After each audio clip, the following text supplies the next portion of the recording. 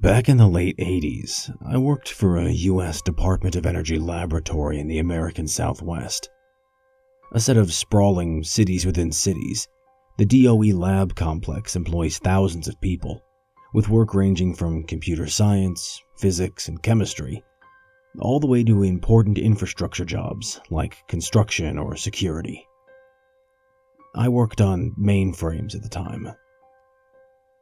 Like any secure government facility, this particular complex had a set of colorful local legends that over-dramatized the mysterious work we performed. People were convinced that the labs held evidence that aliens had visited us in the 50s, or that we developed a neutron bomb capable of wiping out cities without destroying any buildings, or that we were sitting on cold fusion technology but were keeping it a secret to protect the interests of big oil. These are all completely false. In reality, the labs were run much like any other company. We had time cards, deadlines, department meetings, and bosses' day lunches, just like everybody else. Despite, or perhaps because of, the reality of mundane lab work, staff often got a kick out of perpetuating these myths. While on a lunch break, I was once asked if I'd ever been to the flying saucer hangar. "Which one?" I replied. "We've got our own fleet." More interesting, and often much more dark, were the stories that circulated between scientists and lab staff within the walls of the complex. One such rumor posited that physicists had briefly made contact with humans from the distant future, and that the transmission was IBD. Interesting, but disturbing. Another popular rumor held that we'd created a biological agent so virulent that the labs had been forced to quarantine an entire building, raze it to the ground, and bury the rubble in the desert, along with its deceased inhabitants. My favorite story? Buttonhead is watching you. In those days, the halls of every building were plastered with information security awareness posters, usually featuring a red-faced villain wearing a trench coat. "Beware of your adversary. Protect your secrets. The enemy is always watching. Always dispose of sensitive documents in a burn bag." It's likely that Buttonhead was a mishmash of popular alien myths and the pervasive atmosphere of Cold War paranoia, and embodied the idea of an insider threat. The Buttonhead legend went something like this. When working late at night, be on the watch for Buttonhead, who prowls the laboratory halls after sundown. He can only get you when you're alone. He doesn't have a mouth to speak or ears to hear, but his eyes do more than see, and he's always watching.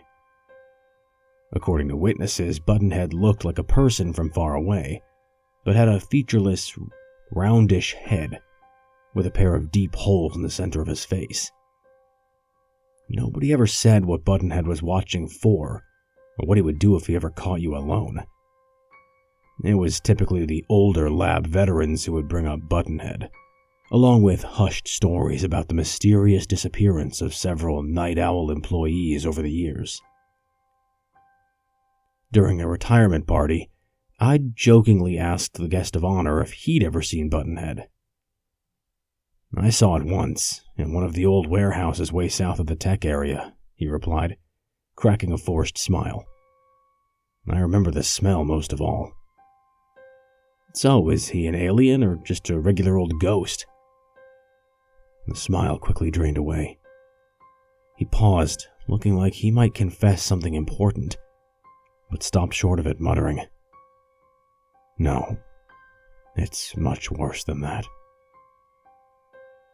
A few months later, I was pulling a late night in one of our mainframe rooms, performing some maintenance work with a coworker, a contractor named Gary.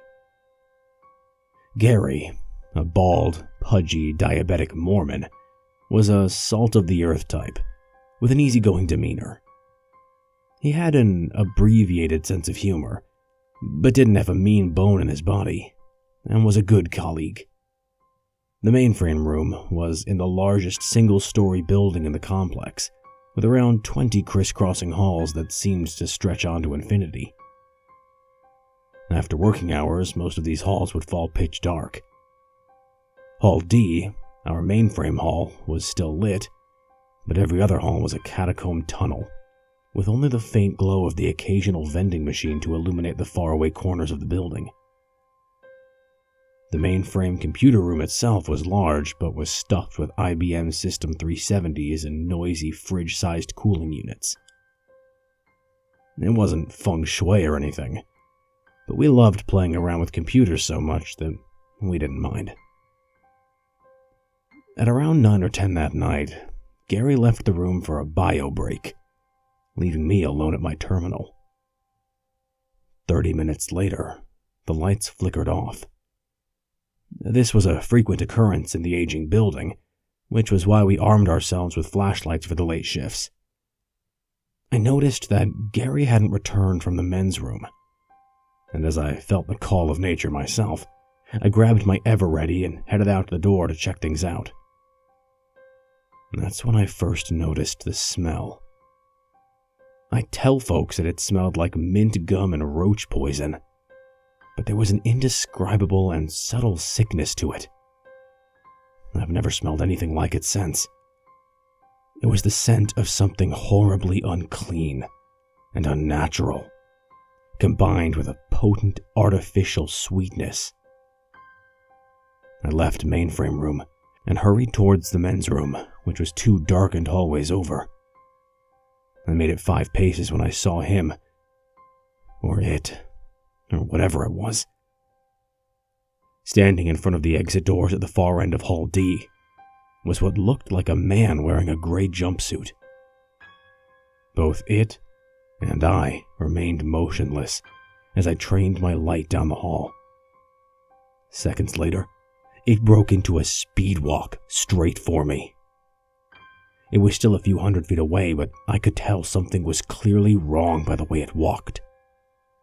It had an impossibly fast gait, like people from old newsreel clips, and by its head, which looked like an enlarged, lumpy orb. When its face came into view, I sprinted back into the mainframe room, which thankfully had a mechanical push-button lock. The face was utterly unrecognizable. It was just a scattered set of abscesses and holes. After slamming the door shut and backing toward the desks, a figure appeared in the small frosted safety window. It was quiet for a moment, and then it spoke. "It's Gary. Let me in. I just saw something." I couldn't hear it perfectly over the drone of the fans, but something wasn't right about the voice.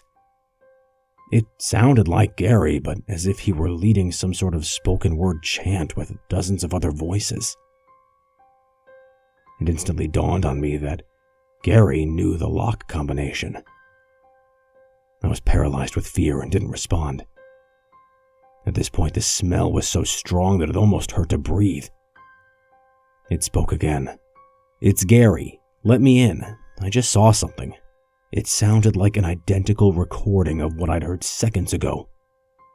My heart sunk when I realized that there weren't any other exits to the room.